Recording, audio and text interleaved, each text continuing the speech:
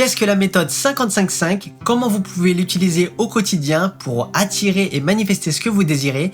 Je vous présente tous les secrets de cette méthode dans cette nouvelle vidéo.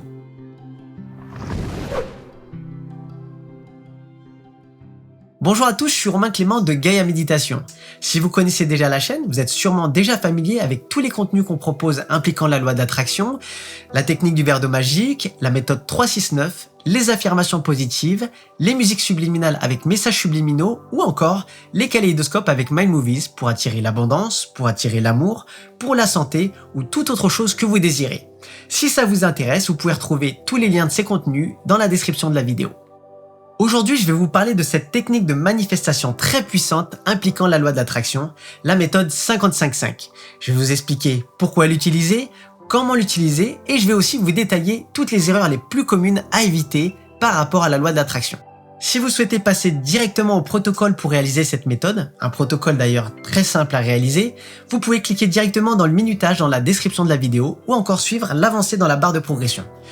Une fois de plus, je vous recommande vivement de regarder l'ensemble de la vidéo, car les différentes clés de la réussite de cette méthode et les erreurs à éviter, que je vais détailler dans les différents chapitres, vont réellement vous permettre de mieux comprendre de quoi il s'agit quand on parle de loi de l'attraction, et vous allez donc mieux appliquer ce protocole. Rentrons dans le vif du sujet, je vais répondre à une première question. Pourquoi effectuer cette méthode ? Pourquoi effectuer la méthode 55-5 ? Le but de cette méthode est de reprogrammer le subconscient en réalignant les pensées, les émotions avec ce que l'on désire. On va littéralement concentrer toute notre énergie sur l'objectif à atteindre pour l'attirer à nous avec la loi de l'attraction. Mais qu'est-ce que le subconscient ? Si vous étiez un ordinateur, ça serait en quelque sorte l'OS, le système d'exploitation avec des fonctionnalités de base. Il faut savoir qu'on charge ce programme interne en grande partie les 7 premières années de notre vie. À ce moment-là, on est de véritables éponges. La plupart de nos comportements, donc, vient du subconscient qui est constitué de programmes répétitifs qu'on nous a transmis. Ça veut dire quoi ? Ça veut dire que la majeure partie du temps, on vit pas totalement notre vie. On répète sans cesse des habitudes, des programmes hérités d'autres personnes, de nos parents par exemple. De nombreux neuroscientifiques cognitifs ont démontré par diverses expériences que parmi toutes nos activités cognitives, les décisions, les émotions, les actions, les comportements, 5% seulement sont conscientes et les 95 autres sont générés au-delà du champ de conscience. En effet, on se pose pas la question de savoir quel muscle on doit activer pour bouger les yeux, pour respirer. Il faut savoir aussi que la plupart de nos peurs et de nos traumatismes sont logés dans le subconscient. Donc le gros problème dans tout ça, c'est qu'on va passer un maigre 5% de notre quotidien pour créer notre vie consciemment. Ça va pas suffire pour pouvoir réaliser tous nos désirs et tous nos souhaits. En général, on commence la journée, on rentre dans une routine habituelle en pilote automatique et le subconscient prend le dessus et nous dirige. Donc pour pouvoir effectuer un changement et reprogrammer ce subconscient, il va falloir être présent à ce que l'on fait, en générant de nouvelles pensées, de nouvelles émotions pour pouvoir créer de nouveaux schémas. Et donc reprogrammer le subconscient, ce programme qui tourne en arrière-plan. Pourquoi générer de nouvelles pensées et de nouvelles émotions ? Alors je vous invite à vous intéresser à l'épigénétique et aux passionnants travaux du biologiste cellulaire Bruce Lipton, il en parle très bien. Pour pouvoir changer quelque chose dans notre vie, il va falloir changer quelque chose dans notre environnement extérieur. Ça peut être lié au travail, aux relations, à nos habitudes alimentaires, nos habitudes de sommeil ou encore l'endroit où on habite. Mais il va surtout falloir changer des choses dans l'environnement intérieur. Ça veut dire nos schémas de pensée, pour pouvoir générer de nouvelles émotions, pour reprogrammer le subconscient et donc mettre à jour le système d'exploitation. Selon Bruce Lipton, mis à part certaines épreuves de notre vie qui vont permettre de servir de tremplin vers le changement, il existe 3 façons de reprogrammer le subconscient. La première, qui va regrouper l'hypnose, la méditation, les états méditatifs de manière générale. La deuxième, l'apprentissage par répétition. Et enfin la troisième, la psychologie énergétique, qui implique un travail sur les méridiens du corps et les centres énergétiques, aussi appelés chakras. La méthode 55-5 va mettre en œuvre, en grande partie, les 2 premières. Une action répétée dans un état méditatif. On va chercher à ressentir pleinement de nouvelles émotions et de manière répétée. Il faut savoir que le champ électromagnétique du cœur est 5000 fois plus grand que celui du cerveau, donc on va littéralement utiliser ce magnétisme associé aux nouvelles émotions ressenties. Une fois qu'on ressent ces nouvelles émotions, le cerveau va les décoder et donner l'instruction aux différents centres hormonaux du corps de libérer des molécules portant la signature chimique de ces émotions ressenties. On va donc littéralement changer notre physiologie, notre état d'être, avec notre pouvoir de création et d'attraction. De quoi a-t-on besoin pour effectuer la méthode 55-5 ? Tout d'abord, on va avoir besoin d'un cahier et d'un stylo. Pourquoi un cahier? Il va falloir écrire beaucoup et ça prend pas mal de place. Le problème des papiers, c'est qu'on a tendance à les laisser traîner à gauche à droite, voire même de les perdre. Et l'autre avantage du cahier, c'est qu'on va pouvoir voir jour après jour le travail qu'on a déjà effectué les jours précédents. On va avoir besoin ensuite d'un petit quart d'heure en fonction de la vitesse à laquelle on écrit. On peut même l'intégrer dans notre rituel du matin ou du soir. Et enfin, on va avoir besoin de beaucoup de patience et de lâcher prise. Dans l'univers, tout est énergie, tout est vibration. On est des sortes d'antennes émettrices et réceptrices et à chaque instant, on émet des fréquences par le biais des pensées, des émotions et des actions qu'on effectue. Dans le champ quantique, dans le champ unifié, pour réaliser ce qui n'est à la base qu'un futur potentiel, il va falloir combiner une intention claire avec une émotion élevée qui anticipe l'expérience désirée. L'émotion élevée transporte de l'énergie, et elle agit comme une sorte de charge magnétique qu'on envoie dans le champ quantique. Au passage, on peut remarquer que dans le mot emotion en anglais, on retrouve le I pour énergie et motion pour mouvement. L'émotion est donc de l'énergie en mouvement. En effet, quand on combine une charge électrique, l'intention claire, avec une charge magnétique, l'émotion élevée, on va donc créer une signature électromagnétique équivalente à notre état d'être. Par conséquent, on va fonctionner avec notre champ électromagnétique à la manière d'aimant.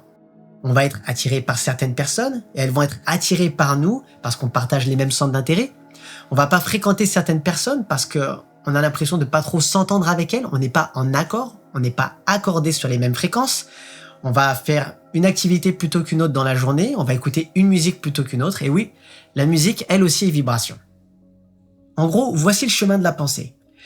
La pensée crée une émotion qui génère une humeur. À partir de cette humeur, on va effectuer certaines actions, ça va devenir un comportement, puis un tempérament, un trait de caractère, jusqu'à faire partie intégrante de notre personnalité. Je vais vous donner un petit exemple. Imaginez que vous vous levez le matin en pensant à quelque chose qui vous a mis en colère la veille. Vous allez donc vous lever avec une pensée de colère qui va générer une émotion de colère et vous allez donc être de mauvaise humeur et vous lever de mauvais pied. Pour une raison ou pour une autre, dans la journée, quelqu'un vous dit quelque chose, ça va vous irriter et vous allez vous mettre en colère. Donc vous développez une action, puis un comportement de colère. Si vous répétez ça 2, 3, 4 jours d'affilée, ça devient ensuite un tempérament. Et si vous prenez cette habitude tous les matins de penser à cette colère, de vous mettre en colère, à force de le faire, ça va plus être un tempérament, mais ça va être un trait de caractère jusqu'à faire partie intégrante de votre personnalité. Et vous allez être quelqu'un de colérique. Qu'est-ce qui s'est passé? Au fur et à mesure des jours, vous avez créé et renforcé de nouveaux réseaux neuronaux liés à la colère. Donc c'est un point vraiment important à comprendre. Pour résumer, la pensée et les émotions créent notre personnalité. En d'autres termes, le point de départ pour amorcer un changement est de porter une attention particulière à nos pensées. Sont-elles toxiques? Sont-elles bienveillantes? Sont-elles alignées avec la personne qu'on désire être? C'est selon moi l'un des points les plus importants concernant la loi de l'attraction. Un autre point important de la méthode 55-5 est sa dimension spirituelle. Elle allie le pouvoir de la répétition à la puissance métaphysique du chiffre 5. Voici donc les explications spirituelles. En numérologie, le 55 signifie votre pouvoir personnel, celui que vous avez à l'intérieur de vous, le pouvoir créateur qui va vous permettre de transformer votre vie. Le 5, la quintessence, le cinquième élément ou pierre philosophale des alchimistes, signifie le réalignement, le changement et la transformation. Avec la méthode 55-5, c'est comme si vous fusionnez un petit peu donc votre pouvoir créateur ainsi réveillé avec ce qu'on peut appeler les 5 éléments ou 5 forces de la nature. Toujours en lien avec la dimension spirituelle, l'état méditatif.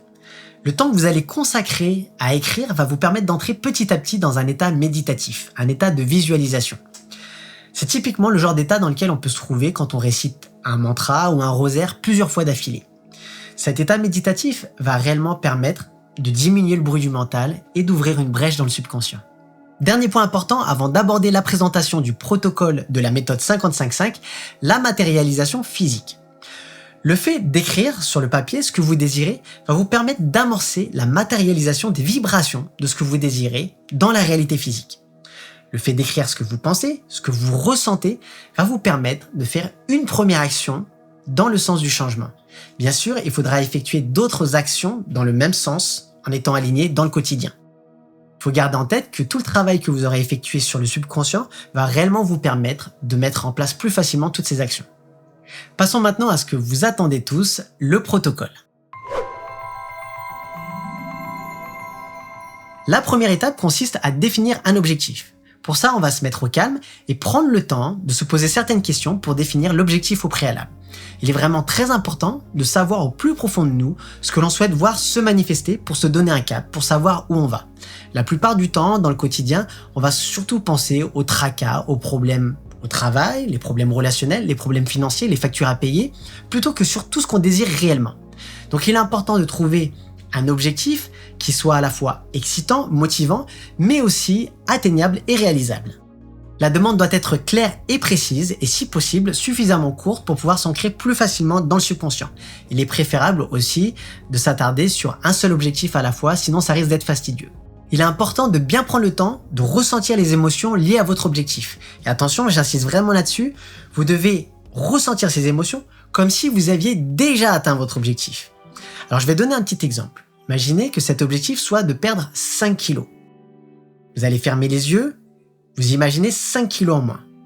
Quelles sont les émotions que vous allez vous mettre à ressentir tout d'un coup?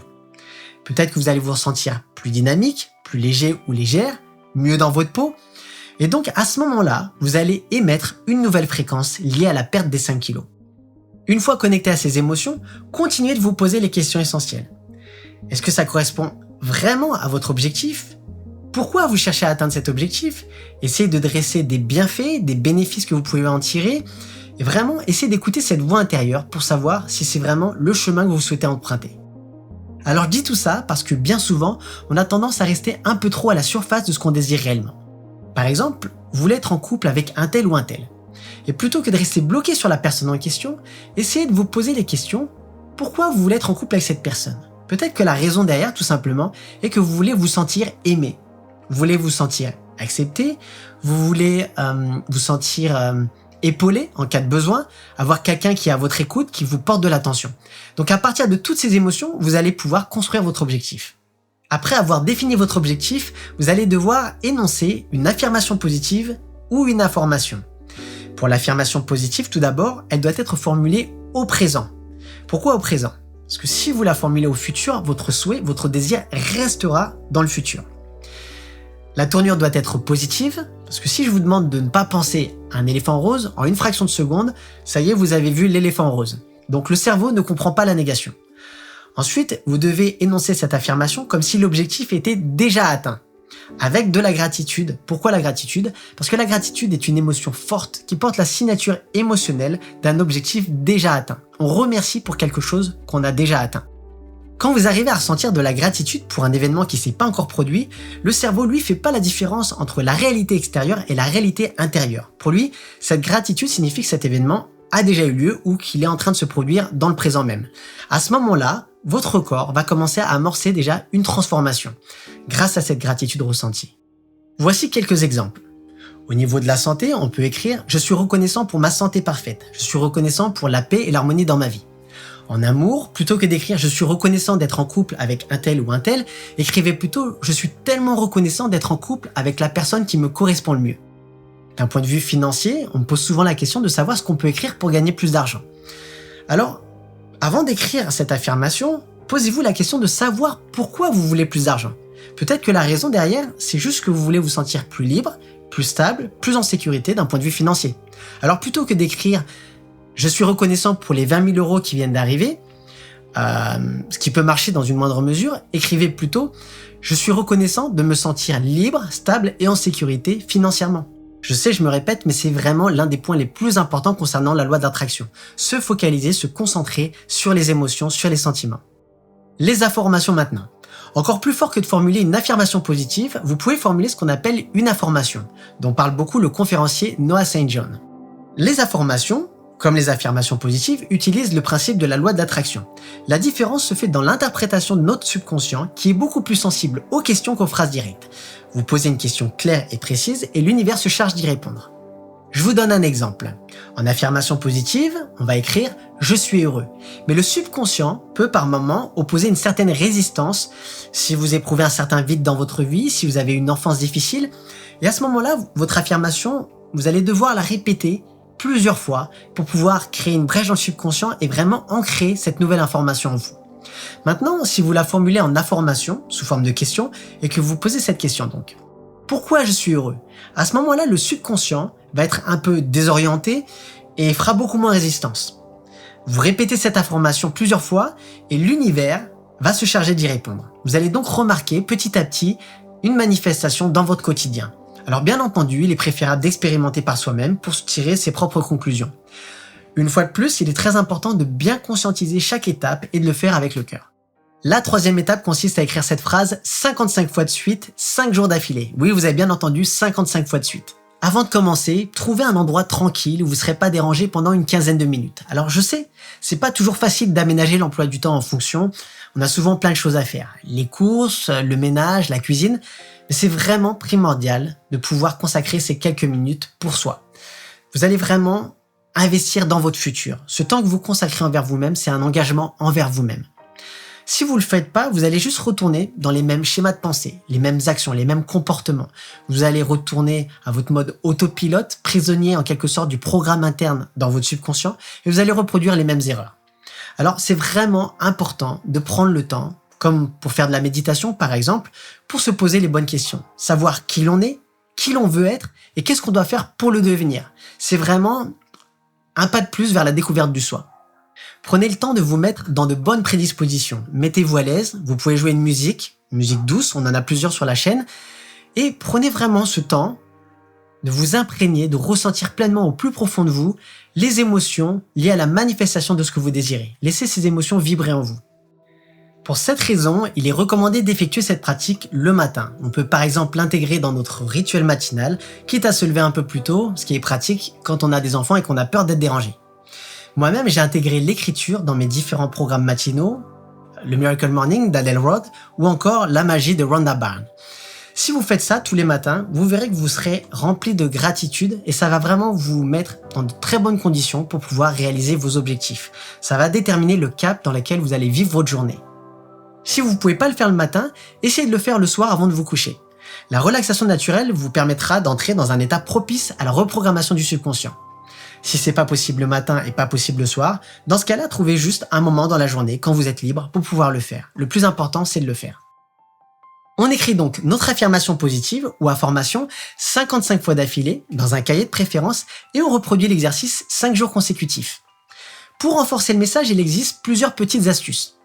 Par exemple, on peut énoncer à voix haute, avec conviction, la phrase qu'on a choisie. Au bout d'un moment, ce ne sera pas simplement notre voix orale qui s'exprimera, mais notre voix intérieure. On peut aussi, quand on le désire, faire des pauses entre chaque phrase, fermer les yeux et s'imprégner encore plus des émotions associées à la manifestation de notre souhait. On peut aussi créer de nouvelles images et de nouvelles émotions. C'est un vrai travail méditatif qui nous permet vraiment de nous focaliser sur ce que l'on veut et non sur ce que l'on veut pas. Nous arrivons maintenant à la quatrième étape qui est cruciale. Après avoir écrit vos phrases, vous êtes censé vous sentir bien. Vous pouvez sortir de votre bulle, sortir de votre temple et continuer la journée en pensant à votre objectif, toujours en baignant dans les émotions positives qui s'y rapportent. Jusque-là, tout va bien.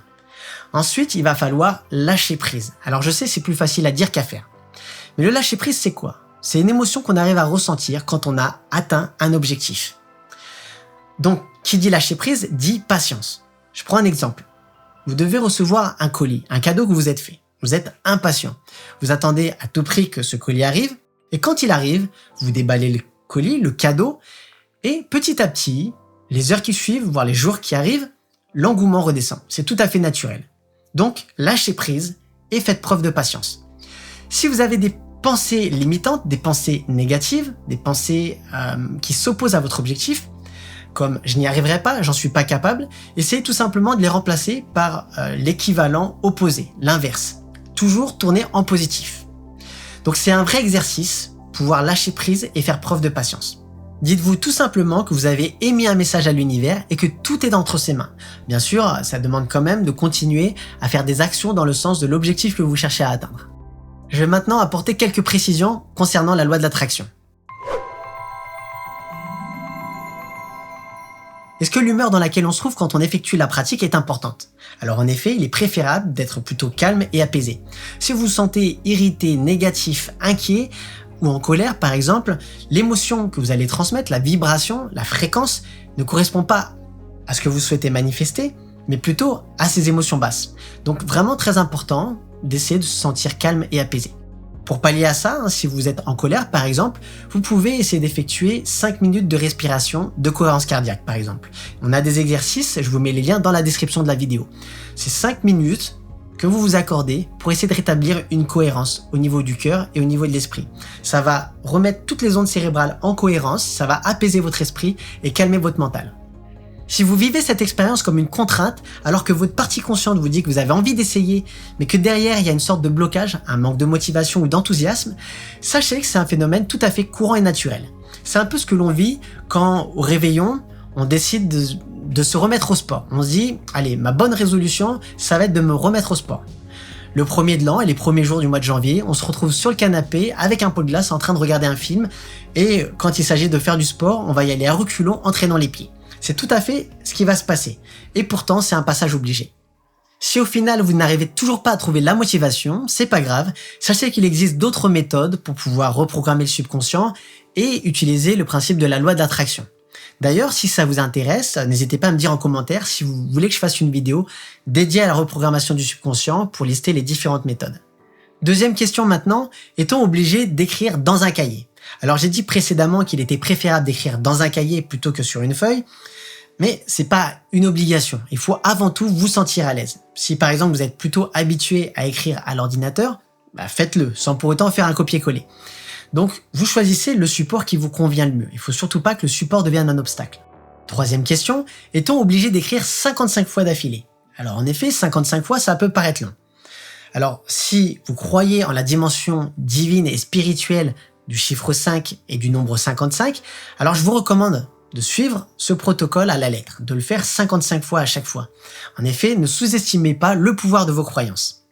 Maintenant, si les notions numérologiques et spirituelles ne vous parlent pas, vous n'êtes pas obligé de vous en tenir à 55. Si pour une raison ou pour une autre, vous n'arrivez pas à atteindre les 55, essayez au moins de le faire le premier jour et par la suite, essayez de vous impliquer suffisamment dans l'exercice. Si vous raccourcissez trop l'expérience, vous n'aurez pas le temps de rentrer dans le bon état méditatif. Donc prenez au moins le temps d'écrire suffisamment pour entrer dans l'état requis pour pouvoir vraiment ressentir pleinement les émotions liées à la manifestation de ce que vous désirez. Est-on obligé d'effectuer cette méthode 5 jours d'affilée? Peut-on les espacer ou sauter un jour? Alors pour cette méthode, il est primordial de respecter votre engagement, d'effectuer les exercices un jour après l'autre, 5 jours consécutifs. Pourquoi? En faisant ça, vous allez stimuler ce qu'on appelle la neurogénèse, la neuroplasticité du cerveau qui consiste à créer de nouveaux neurones, de nouvelles connexions neuronales pour créer donc de nouveaux schémas de pensée, de nouvelles émotions et de nouveaux comportements. Si vous sautez un jour sur un programme qui s'étend sur un mois, vous êtes bien d'accord avec moi que ça n'aura pas le même impact que de sauter un jour sur 5 avec la méthode 55-5. Si vous sautez un jour avec cette méthode, vous allez vite retourner dans vos anciens schémas de pensée, vos anciens comportements. En combien de temps votre souhait se réalisera? Alors la plupart du temps, dans la société actuelle, on veut tout de suite, on veut tout directement. Sachez bien une chose, c'est qu'en général, quand vous vous alignez, le changement, la transformation au niveau quantique peut avoir lieu très rapidement. Mais elle peut mettre un certain temps, plus ou moins long selon les personnes, à se manifester, à se matérialiser dans la réalité physique et matérielle. Je vais prendre un petit exemple. Vous émettez un souhait, il existe plusieurs futurs potentiels, plusieurs chemins pour y arriver. À ce moment-là, vous allez ressentir pleinement les émotions, comme si l'événement s'était déjà produit. Vous vous calibrez à la bonne fréquence et l'univers va conspirer à vous orienter vers le chemin le plus propice vers cette manifestation. Alors essayez maintenant de vous replonger dans certains moments de votre vie, essayez de les revivre pleinement, ces moments où d'un seul coup vous avez eu l'impression qu'une bénédiction tombait du ciel. Essayez d'identifier ce qui se passait. Bien souvent, vous étiez dans un total lâcher-prise et surtout, vous étiez sans attente d'un résultat. Alors retenez bien une chose, quand quelque chose ne se produit pas, c'est pas grave, ça change rien à ce que vous êtes en train de vivre, ça change rien à votre réalité. Par contre, quand ça se produit, quand le désir se manifeste, effectivement, ça devient un cadeau, un bonus, une bénédiction. En d'autres termes, essayez de cultiver vraiment en vous les valeurs, les choses que vous souhaitez attirer le plus dans votre vie. La joie, le bonheur, la bonne humeur, le bien-être, la gratitude, l'harmonie, la paix. Si vous faites tout ça, vous verrez que la manifestation dans la réalité physique sera beaucoup plus rapide, beaucoup plus facile. Pour certaines personnes, ça peut se manifester dans les 5 jours, surtout si ces personnes ont entrepris des démarches dans le sens de la manifestation de leurs désirs ou encore si l'objectif est plus facile à atteindre. Pour d'autres personnes, si vous voyez que le résultat ne se produit pas dans les 5 jours, ça veut pas dire que ça n'a pas marché pour vous. Vous avez déjà semé une graine dans votre subconscient qui est reliée au champ quantique. Donc ça peut se manifester dans les semaines qui arrivent. Pour récapituler, il faut être dans un lieu calme, être relaxé et détendu, définir votre objectif en étant à l'écoute de vos pensées et de vos émotions, formuler cet objectif en affirmation positive ou en information, écrire sa demande 55 fois de suite, 5 jours d'affilée, et enfin, lâcher prise et être patient. Je viens de vous présenter la méthode 55-5, mais il en existe beaucoup d'autres. D'ailleurs, si ça vous intéresse, n'hésitez pas à cliquer sur l'une des vidéos qui s'affiche à l'écran pour apprendre d'autres méthodes pour manifester ce que vous désirez. En attendant, essayez la méthode 55-5 et partagez avec nous vos impressions, vos petites astuces, vos résultats. N'hésitez pas à vous abonner à la chaîne, à partager, à liker la vidéo pour nous soutenir. Enfin, j'espère que cette vidéo vous a plu. Je vous dis à bientôt et bonne expérimentation.